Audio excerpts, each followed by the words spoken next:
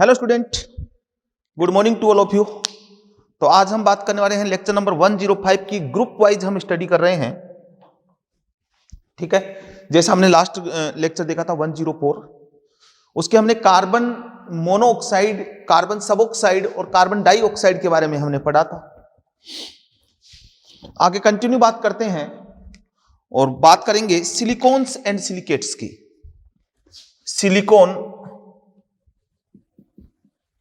Silicones and silicates.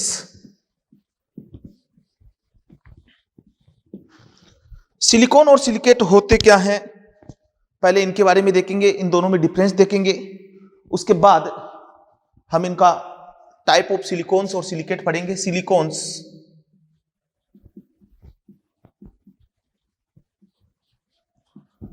And silicate, silicones and silicate. देखो इधर, silicon और सिलिकेट्स दोनों ही बहुलक है, जिसमें SiO(Si) पुनरावर्ती इकाई है।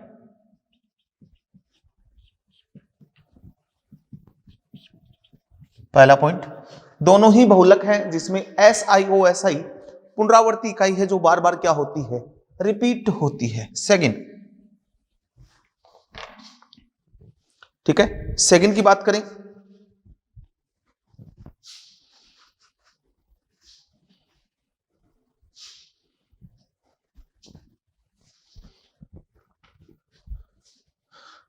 सिलिकॉन्स और सिलिकेट में बेसिक डिफरेंस है क्या? एंड सिलिकेट, सिलिकॉन्स में क्या होता है, सिलिकॉन की कम से कम एक संयोजकता एल्काइल या एराइल समूह से पूर्ण होती है। सिलिकॉन की कम से कम एक संयोजकता एल्काइल या एराइल समूह से पूर्ण होती है, और यहां सिलिकॉन की सभी संयोजकता ऑक्सीजन से पूर्ण होती है। यहां ऑक्सीजन से पूर्ण होती है। जैसे मैं ये लूं, silicon oxygen, silicon oxygen, silicon oxygen, यहां RR, ये RR और ये RR। तो ये यूनिट तो बार बार रिपीट हो रही है। ये साइक्लिक पॉलीमर हो गया। लीनियर भी हो सकता है, साइक्लिक भी हो सकता है।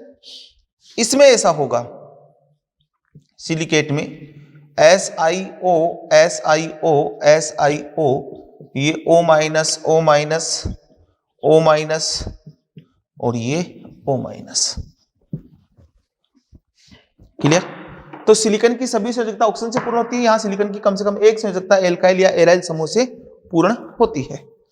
अब हम बात करते हैं कि सबसे पहले सिलिकॉन्स देखेंगे, उसके बाद सिलिकेट देखेंगे।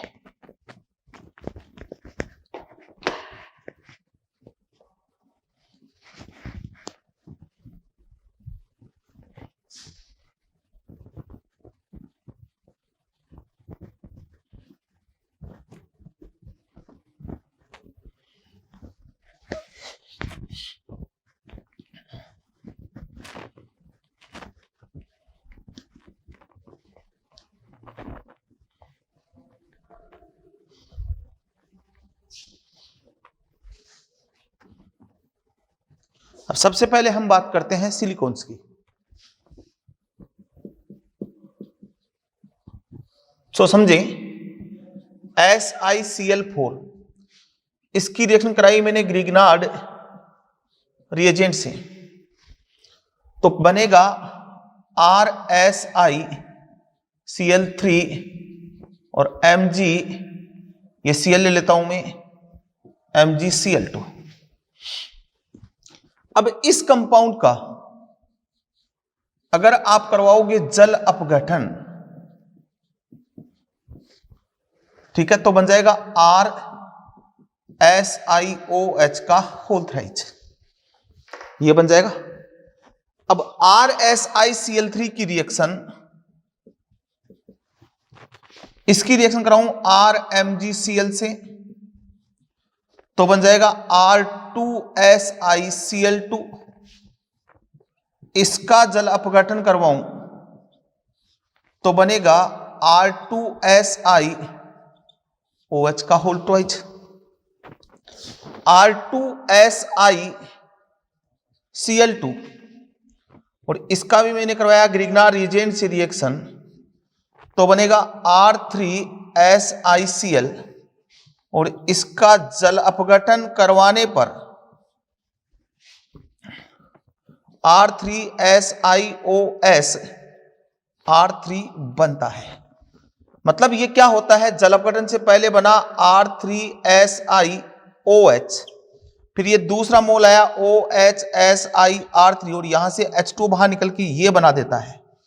मतलब जल अपघटन और स्वतः संघनन, स्वतः क्या हो जाता है, इसमें संघनन हो जाता है। तो ये जो बना इसका नाम है डाइसिलिकॉन्स,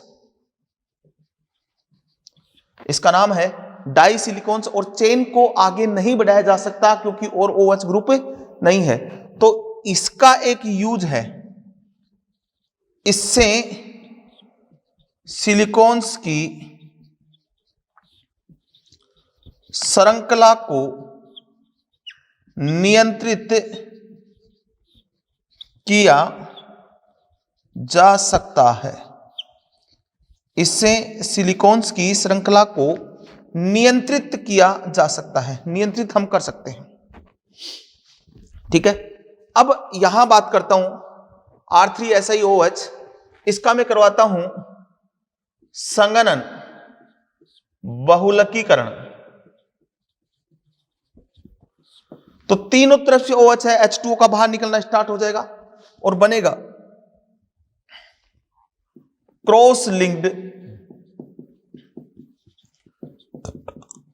सिलिकॉन्स, या फिर मैं बोल दूं 3D सिलिकॉन्स। कैसे बनेगा आप देखो, R ये ऐसा, ये O, ये भी आगे जुड़ना स्टार्ट हो जाएगा, ये O, ये भी आगे जुड़ना स्टार्ट हो जाएगा, ये O, फिर Si, ठीक है, या ऐसे दे देता हूं, इधर O दिखा देता हूं, ये भी जुड़ेगा, ये R, ये इससे भी जुड़ गया, ये ऑक्सीजन आगे जुड़ेगा, आगे जुड़ेगा, फिर ये सिलिकॉन, ये R, ये O, ये O, मतलब H2 बाहर निकलना स्टार्ट हो जाएगा और ये वाला बन जाएगा 3D सिलिकॉन्स। इससे ये डाई सिलिकॉन्स है, इससे दो तरीके से इसका पॉलीमराइजेशन हो सकता है, बहुलकीकरण हो सकता है। या तो हो रेखीय संघनन बहुलकीकरण, या फिर हो चक्रीय संघनन बहुलकीकरण। रेखीय संघनन बहुलकीकरण होगा तो क्या होगा, Si, आप देखें R, ये OH, OH, OH, SiR, OH, OH, SiR, R, ये OH, यहां से H2 बाहर हुआ, यहां से H2 बाहर हुआ, और क्या बना, इधर से भी H चला जाएगा, जैसे हम पॉलीमराइजेशन कराते हैं SiR, R, O, SiR, R, O, SiR और ये O। तो ये यूनिट बार बार रिपीट होती जाती है, ये वाली यूनिट बार बार क्या हो रही है, रिपीट हो रही है। SiO, SO, SI लिंकेज क्या होता है, इसमें प्रेजेंट होता है, इसको बोलते हैं रेखीय सिलिकॉन्स।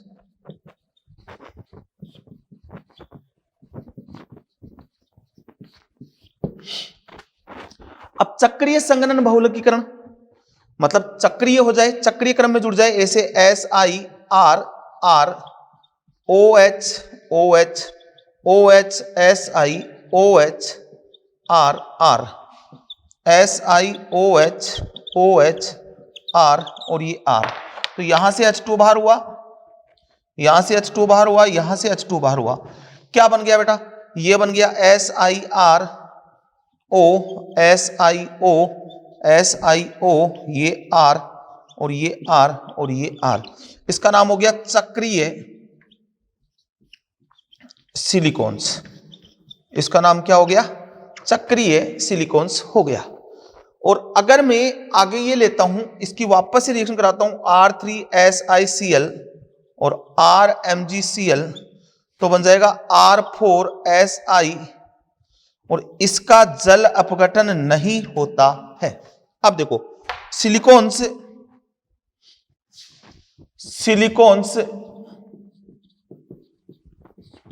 सामान्यतया अक्रिय होते हैं, अक्रिय होते हैं क्योंकि Si कार्बन व SiO, इसमें दो प्रकार के लिंकेज है, या तो Si कार्बन का लिंकेज है या SiO का लिंकेज है, कि बंद ऊर्जा अत्यधिक होती है, बंद ऊर्जा अत्यधिक होती है, बंद ऊर्जा अत्यधिक होती है, इसलिए ऑलमोस्ट क्या होते हैं, ये अक्रिय होते हैं। असमतलीय होते हैं, असमतलीय, ठीक है। पोलर नेचर के तो हैं, पोलर नेचर के हैं, असमतलीय और ध्रुवीय। यूज इनके आप पढ़ोगे एनसीईआरटी में, वर्बली कुछ बोल देता हूं, एनसीईआरटी से आपको यूज पढ़ना है। सिलिकॉन्स का मेन यूज है वाटर प्रूफिंग फैब्रिक्स बनाने में, हमें तिरपाल वगैरह बनाने में इसका यूज लेते हैं, क्योंकि ये एल्काइल ग्रुप वाटर जल प्रतिकर्षी समूह है, तो जल का अणु इस पे क्या नहीं कर पाता है, अटैक नहीं कर पाता है। ये है सिलिकॉन्स, इससे सिलिकॉन्स का निर्माण होगा नहीं। और होपफुली सिलिकॉन्स के बारे में कहानी समझ में आ गई होगी। एक सिंपल सा कंसेप्ट है सिलिकॉन्स का कि कैसे इनको बनाने हैं आपको, क्लियर। एक में इसमें रोसो प्रोसेस भी आता है बनाने का मेथड, वो भी मैं बता देता हूं। रोसो प्रोसेस क्या होता है,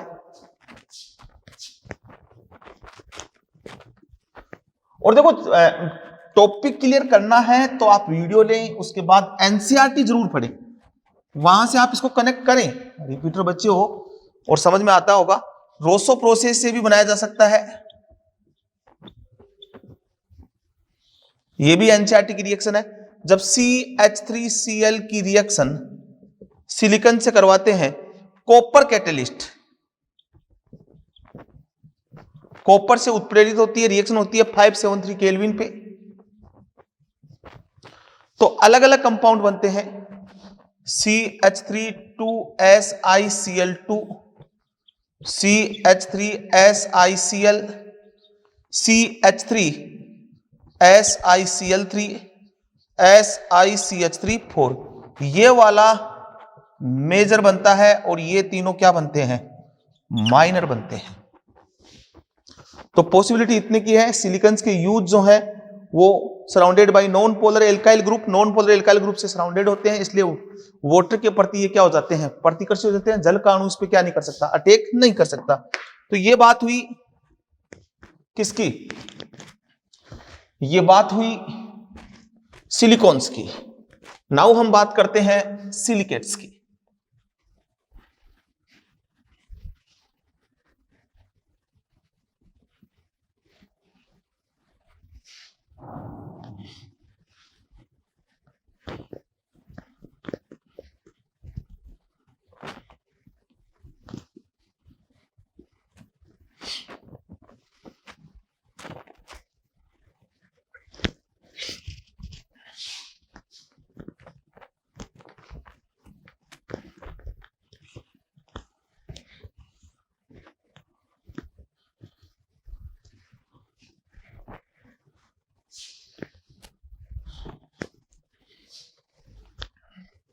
ठीक है, नाउ हम बात करें सिलिकेट। सिलिकेट्स क्या है?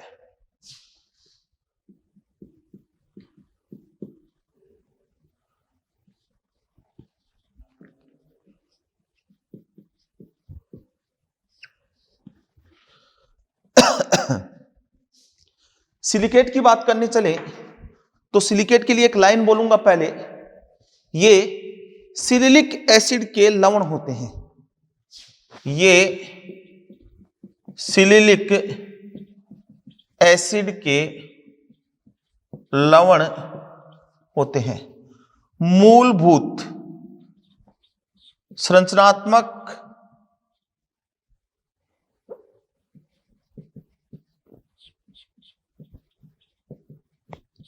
इकाई SiO4-4 होती है। मूलभूत संरचनात्मक इकाई जो होती है वो SiO4-4 होती है। ये बहुत इंपॉर्टेंट है। और ये SiO4-4 ऐसा है, ये O-, ये O-, ये O- और ये O-, एक यूनिट होती है। ठीक है, अब इसका मैं 2D रिप्रेजेंटेशन करता हूं। तो देखो, इस सिलिकॉन को तो मैं दिखा देता हूं डॉट से। एक ऑक्सीजन ये वाली हो गई, इस पे नेगेटिव चार्ज। एक ऑक्सीजन ये वाली हो गई, इस पे नेगेटिव चार्ज। एक ऑक्सीजन ये वाली हो गई, इस पे नेगेटिव चार्ज। इस ऑक्सीजन को इसके ऊपर दिखा दो और ये नेगेटिव चार्ज, और इसको मिला दो। ये रिप्रेजेंटेशन हो गया 2T। ठीक है, और ये नॉन पोलर होते हैं, नॉन पोलर होते हैं, और नॉन प्लेनर होते हैं, असमतलीय होते हैं। sp3 संकृत होते हैं, और चतुष्फलकीय इकाई होती है। चतुष्फलकीय इकाई होती है। अब बात आती है टाइप ऑफ सिलिकेट की। तो मैंने बोला सॉल्ट ऑफ सिलिलिक एसिड, तो आप इसको ऐसे समझें, टाइप ऑफ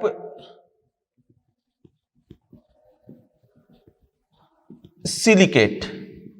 तो पहला है ऑर्थो सिलिकेट, इसको समझेंगे भैया। ऑर्थो सिलिकेट मतलब SiOH4 या H4SiO4, इसको हम बोलते हैं ऑर्थो सिलिलिक एसिड। और इसका सॉल्ट बनाऊं, इसका लवण बनाना है, तो इसका लवण बन जाएगा SiO-, O-, और O-। ठीक है, इसका 2D रिप्रेजेंट करूं, ये सिलिकॉन दिखाया, इसके ऊपर ये ऑक्सीजन, ये ऑक्सीजन, ये ऑक्सीजन, और ये वाला इसके ऊपर दिखा दिया, ये और ये बॉर्डर लाइन बना दी।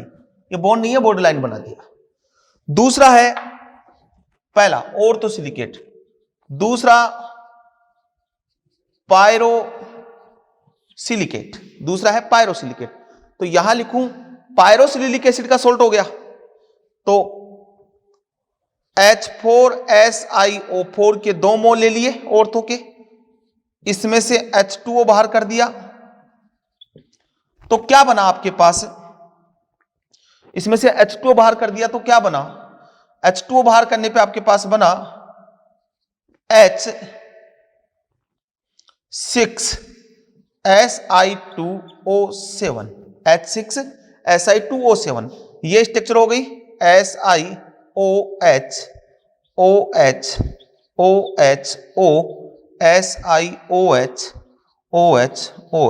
अब इसका सोल्ट बनाना है, तो 1 2 3 4 5 6, तो 6 NaOH से करवा दो।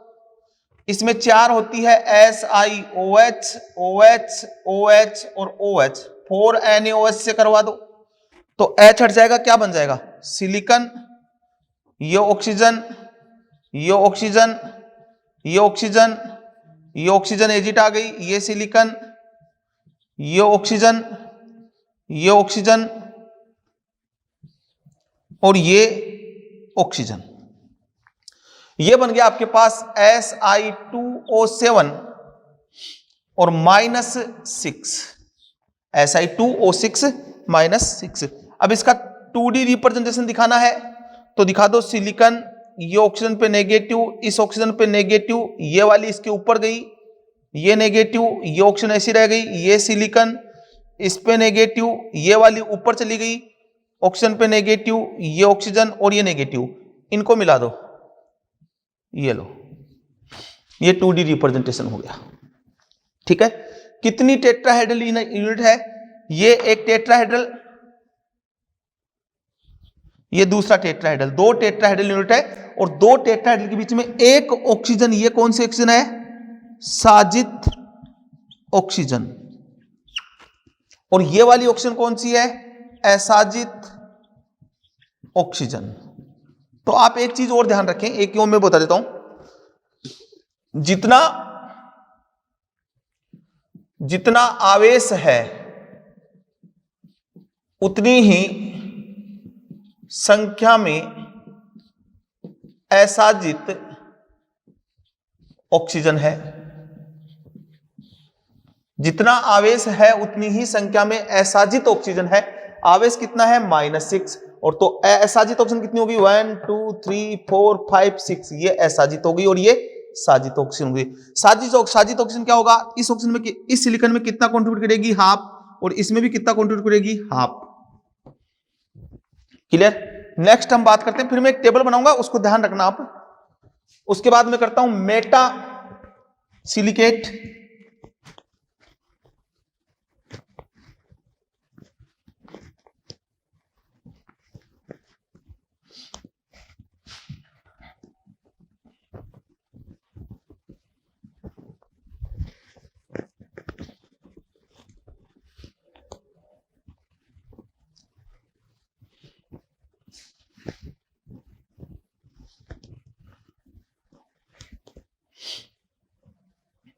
इसके बाद बात करते हैं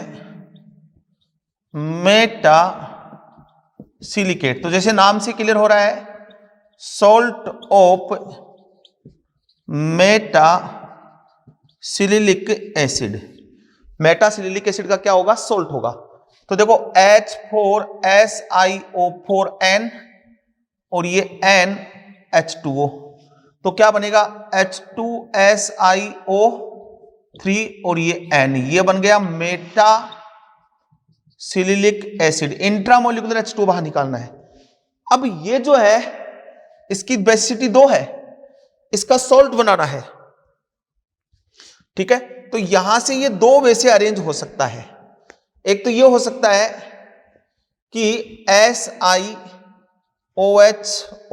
ये ऑक्सीजन चला, ये OSiOH ये ऑक्सीजन चला। तो इसमें आप ये देख सकते हो, ये वाली यूनिट क्या हो रही है? बार बार रिपीट हो रही है। तो H2SiO3 हो गया ना, ये है लीनियर मेटा सिलिलिक एसिड। इसका सॉल्ट बनाऊंगा तो क्या बनेगा? ये ऑक्सीजन, ये सिलिकॉन, ये नेगेटिव, ये नेगेटिव, ये ऑक्सीजन, ये सिलिकॉन, ये ऑक्सीजन पे क्या आ गया? नेगेटिव, ये ऑक्सीजन पे नेगेटिव, ये ऑक्सीजन, ये सिलिकॉन, ये ऑक्सीजन पे नेगेटिव, ये ऑक्सीजन पे नेगेटिव, ये ऑक्सीजन, ये वाला यूनिट चलेगा। अब इसका 3D बनाना है, 2D बनाना है, तो ये ऑक्सीजन, ये सिलिकॉन और ये वाली, ये नेगेटिव, ये इसके ऊपर गई, ये नेगेटिव, ये ऑक्सीजन, फिर ये सिलिकॉन, ये नेगेटिव, इसके नीचे वाली ऊपर आ गई, ये ऑक्सीजन। फिर वापस बात करूंगा, ये सिलिकॉन, ये नीचे वाली ऊपर आ गई, ये O नेगेटिव और ये तो आगे चल ही रहा है, ये भी आगे चल ही रहा है। तो देखो इधर ये वाली बन गई, ये बन गया लीनियर सिलिकेट। क्या बन गया? Linear silicate. कितनी शेड ऑक्सीजन है? ये वाली और ये वाली, ये दोनों शेड है और ये वाली अनशेड है। मतलब ये बोलूं SiO3 और ये N-2N। भाई यही तो बना ना यहां पे, ये यूनिट बार बार रिपीट हो रही है। SiO3 ये वाली यूनिट बार बार रिपीट हो रही है, SiO3-2N। डायरेक्ट यहां से भी देख सकते हो, SiO3N 2H हटाए तो -2N। अब ये साइक्लिक मेटा सिलिलिक एसिड बना दे, साइक्लिक मेटा सिलिलिक एसिड। तो साइक्लिक कैसे बनेगा? SiOH OH oxygen, SiOH OH oxygen, Si ये OH और ये OH। तो इसमें बेस डालूंगा तो इसका सॉल्ट क्या बन जाएगा?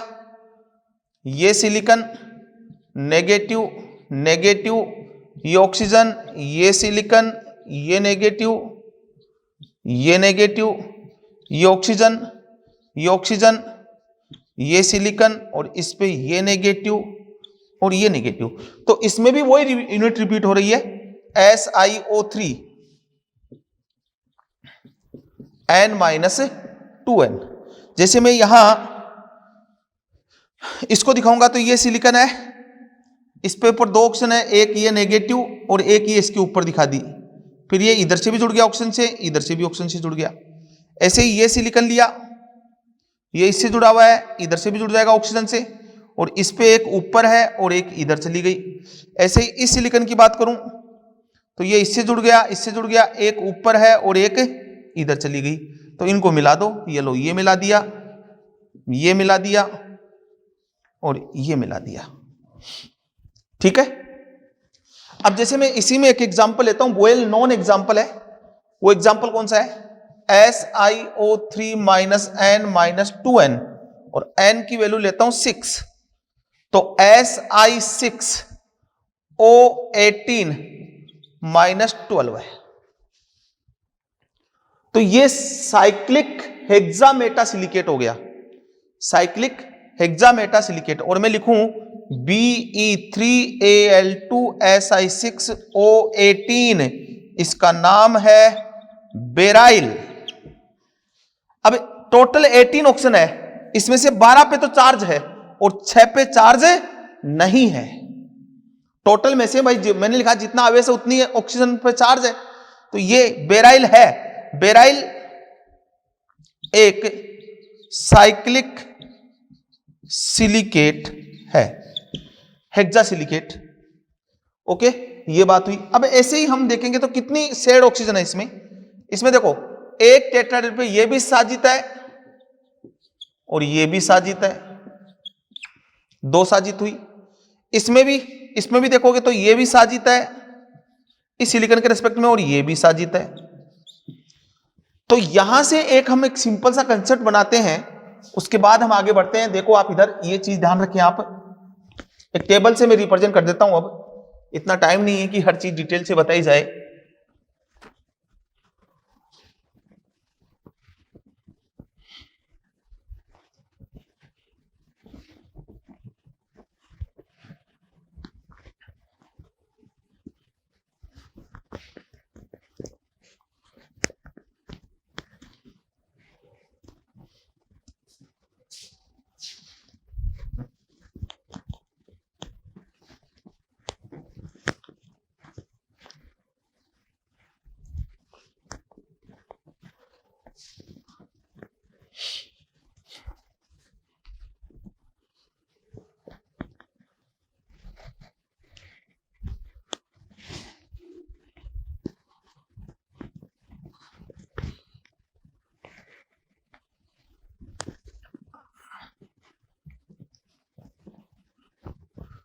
चलो अब देखो टाइप ऑफ सिलिकेट की हम बात करते हैं डिटेल से।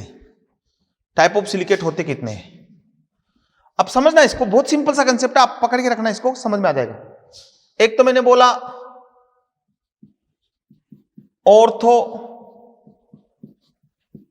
सिलिकेट, फिर मैंने बोला पायरो सिलिकेट, फिर मैंने बोला मेटा सिलिकेट। अब मेटा सिलिकेट में दोनों हो सकते हैं, रेखीय और चक्रीय। ठीक है। फिर आगे आता है 2D सिलिकेट, या फिर इसको बोलते हैं सीट सिलिकेट। फिर आता है 3D सिलिकेट। ठीक है, या क्रॉस लिंक्ड सिलिकेट। अब समझना आप आराम से समझा रहा हूं, देख लेना। 1 2 3, ये 4 और ये 5, ये सिलिकेट हुए। ठीक है। अब यहां साजित ऑक्सीजन की संख्या, असाजित ऑक्सीजन की संख्या,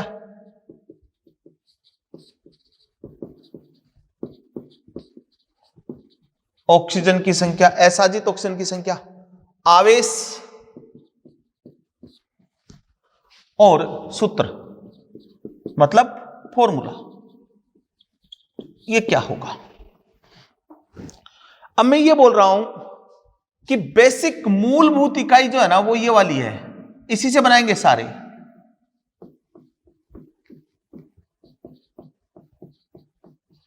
ये मूलभूत इकाई है, इसी से बनाएंगे। साजित ऑक्सीजन कितनी है? ऑर्थोसिलिकेट में एक भी साझा नहीं करती, दूसरी चतुष्फलक की इकाई से कोई साझा नहीं करती, तो साजित ऑक्सीजन की संख्या 0। तो असाजित कितनी रह गई? ये SiO4 -4 है। असाजित कितनी रह गई? 4। तो जितनी असाजित ऑक्सीजन की संख्या उतना ही क्या होगा? आवेश -4। तो फॉर्मूला क्या बना? SiO4 -4। फिर पायरोसिलिकेट में साजित ऑक्सीजन कितनी होती है? 1। ठीक है, अब पायरोसिलिकेट में एक ऑक्सीजन साजित होती है, तो असाजित ऑक्सीजन कितनी हो गई? 3। क्लियर? इसमें साजित ऑक्सीजन कितनी होती है? 1। असाजित कितनी हो गई? 3। अब मैं आवेश की बात करता हूं, तो आवेश कितना होगा? -3। अब हम फॉर्मूला लिखेंगे इसका, तो ये सिलिकॉन और साजित ऑक्सीजन एक सिलिकॉन में कितना योगदान करेगी? हाफ योगदान करेगी। योगदान भाई हाफ तो दूसरा सिलिकॉन में चला गया, ये तीनों असाजित, देखो असाजित ऑक्सीजन पूर्ण योगदान करती है, तो ये तो 3 की 3 आ गई पूरी, SiO3। अब ये जो साजित हुई है वो एक सिलिकॉन से जुड़ गई, एक सिलिकॉन से जुड़ गई, तो एक सिलिकॉन के रिस्पेक्ट में कितना योगदान कर रही है? हाफ। तो यहां Si ऑक्सीजन कितनी होगी? -3.5, या फिर चार्ज कितना हो गया? -3, या फिर आप इसको ऐसे भी लिख सकते हो Si2O7 -6, ये बताया मैंने। मेटासिलिकेट में साजित ऑक्सीजन कितनी होती है? 2 साजित ऑक्सीजन होती है, तो 2 मतलब हाफ और हाफ, हाफ एक करेगी, हाफ दूसरा करेगी, तो अनसेड कितनी रहेगी? 2। चार्ज कितना हो गया? -2। अब हाफ ये करेगी, हाफ ये करेगी, एक आ गया यहां से, 2 ये, तो फॉर्मूला क्या बनेगा? SiO3, चार्ज कितना? -2। ठीक है, या फिर आप इसको लिख सकते हो SiO3n -2n। फिर 2D सिलिकेट, यहां साजित ऑक्सीजन होती है 3, तो 3 हाफ एक करेगी, हाफ एक करेगी और हाफ एक करेगी, अनसेड कितनी रह गई? 1। चार्ज कितना रह गया? -1। तो 1 और ये हाफ 1.5, और ये एक और ऐड कर दो 2.5, तो ऑक्सीजन कितनी बची? SiO 2.5, चार्ज कितना? -1, या फिर मैं इसको लिख सकता हूं Si2O5 -2। 3D सिलिकेट में साजित ऑक्सीजन कितनी होती है? 4।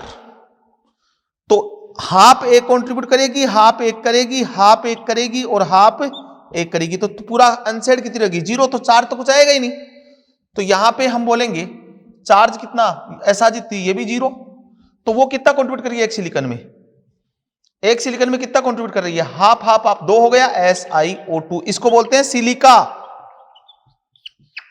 क्वार्ट्ज। ठीक है, sp3 संकृत होती है, सहसंयोजी ठोस होता है।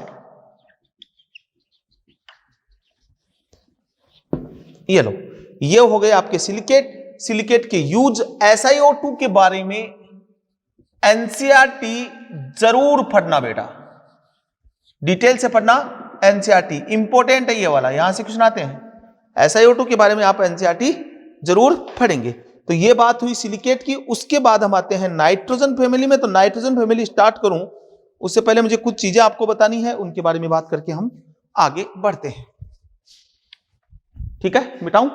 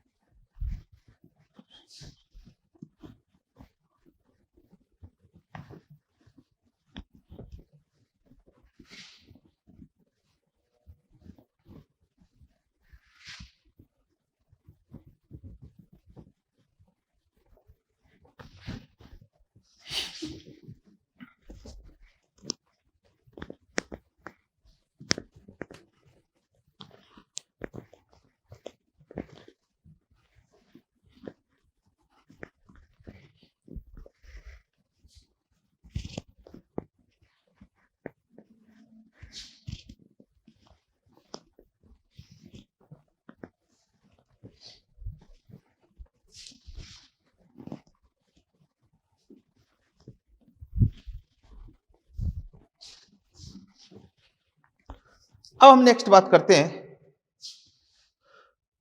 हाइड्राइड। अब इसको मैं समझा रहा हूं, देख लें। हाइड्राइड, और हाइड्राइड हम देखेंगे यहां 13 ग्रुप के हाइड्राइड हम देख चुके हैं, बोरेन के बारे में हम डिटेल से पढ़ चुके हैं।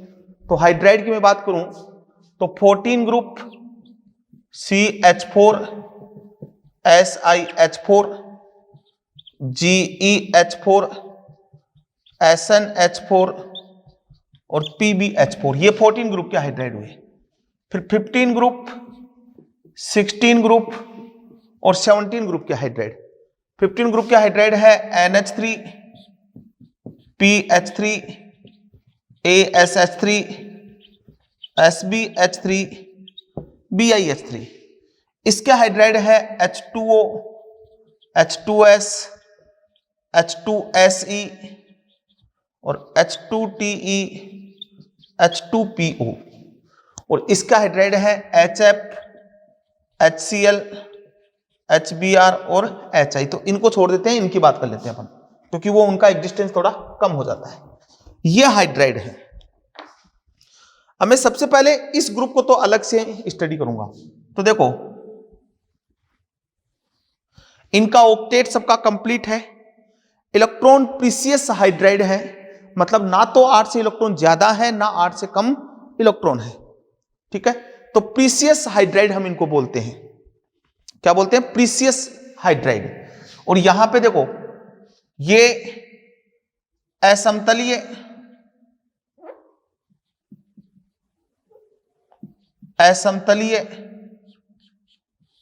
है, sp3 संकरित है, नॉन पोलर है, और इनमें टॉप टू बॉटम जाते हैं तो मॉलिक्यूलर वेट इंक्रीज होता है, वांडरवाल्स फोर्स, वांडरवाल्स बल बढ़ेगा, boiling point and melting point दोनों ही क्या हो जाएंगे? बढ़ जाएंगे। और top to bottom size decrease हो रही है, थर्मल स्टेबिलिटी भी क्या हो रही है? डिक्रीज हो रही है। और वैसे भी +4 में थर्मल स्टेबिलिटी क्या होती है? डिक्रीज होती है। तो इसको तो मैंने अलग से बोला, और मेथेन के बारे में मुझे बात करने की जरूरत नहीं है, ऑर्गेनिक का बड़ा पार्ट है, पढ़ते हो वहां पे बनाने के मेथड। अब इनके बारे में बात करता हूं, तो इनमें मैं टॉप टू बॉटम बात करता हूं। पहले सभी ग्रुपों की बात करता हूं, एक साथ बात करता हूं। एक इसमें यह भी ध्यान रखना कि इधर से इधर जाता हूं तो अम्लीयता बढ़ती है, क्षारकता डिक्रीज होती है। टॉप टू बॉटम जाता हूं, टॉप टू बॉटम जाता हूं तो भी अम्लीयता बढ़ती है, इंक्रीज, क्षारकता क्या होती है? डिक्रीज होती है। एक कंसेप्ट, अम्लीयता बढ़ी, क्षारकता कम हुआ, तापीय स्थायित्व कम हुआ, तापीय स्थायित्व क्या हुआ? कम हुआ।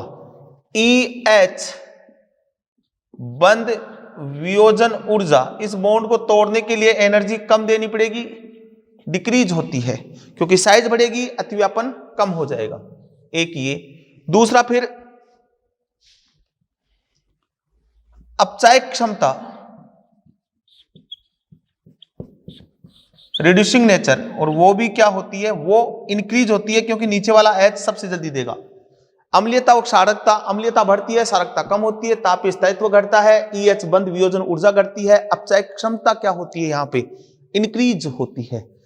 बंद कोण, बॉन्ड एंगल, वो भी क्या होता है? डिक्रीज होता है। इसका बॉन्ड एंगल होता है 107, इसका 104। यहां लीनियर है तो बॉन्ड एंगल एप्लीकेबल नहीं है। यहां होता है 93, 92, 91, यहां 92, 91 और 90। तो इनमें क्या होता है? ये संकरण नहीं होता, संकरण नहीं होता। इन दोनों का संकरण होता है कौन सा? sp3 होता है। अब यहां पे बॉइलिंग पॉइंट और मेल्टिंग पॉइंट ऑर्डर की बात आती है। बॉइलिंग पॉइंट और मेल्टिंग पॉइंट ऑर्डर की बात आती है, तो वो ऑर्डर की बात करें ना, तो देखो NH3 H2O और HF, इन तीनों में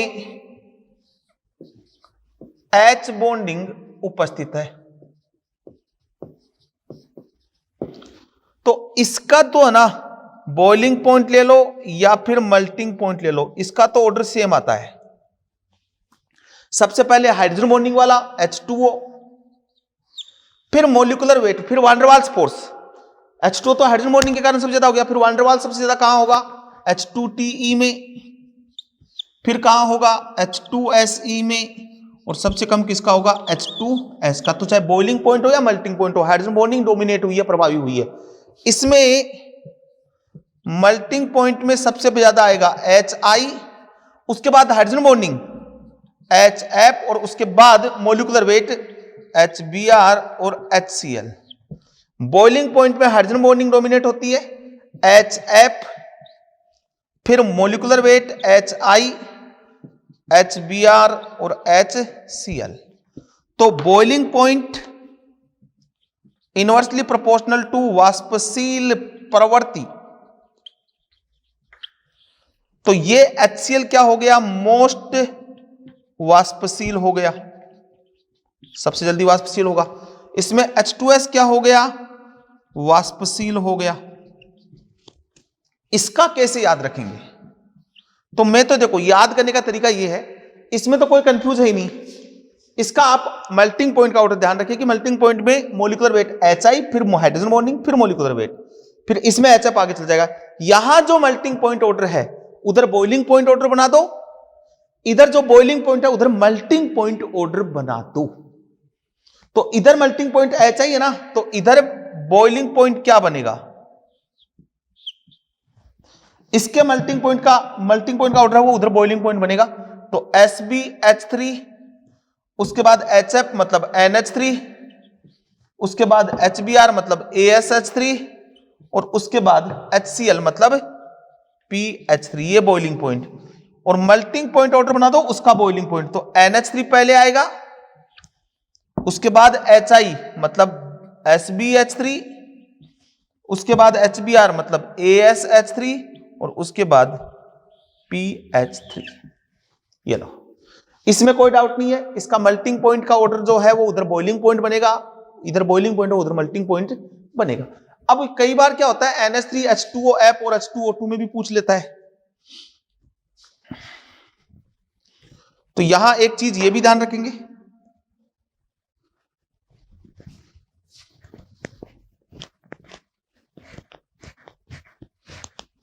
इसको स्क्रीनशॉट ले लें और देखें, अपनी एनसीईआरटी में सब दिए हुए हैं, सब एक साथ बता दिया मैंने।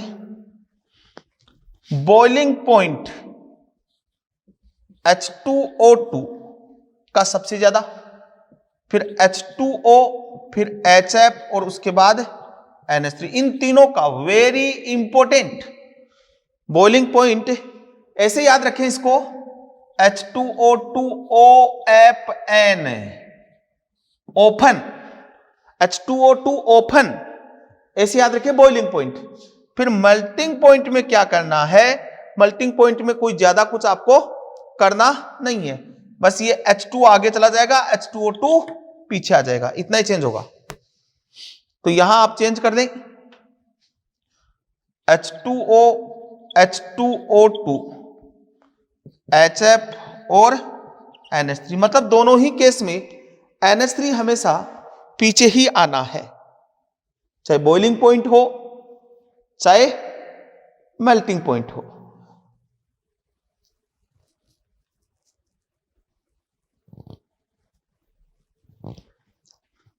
मेल्टिंग पॉइंट में अमोनिया भी आगे जाएगा। ये लो, ये इन दोनों का ऑर्डर हो गया। ऐसे यहां रखें H2O2OFN, ये है बॉइलिंग पॉइंट। अब इसका मेल्टिंग पॉइंट बनाना, इसको आगे इसको आगे, O का मतलब H2O, फिर H2O2, फिर NH3 और फिर HF, जो मैंने बनाया है। ये है on the basis of data, but ये आप याद रखें, यहां से पूछ सकता है ये बॉइलिंग पॉइंट और मेल्टिंग पॉइंट। तो ये बात हुई हाइड्राइड जो मैंने एक साथ बताए।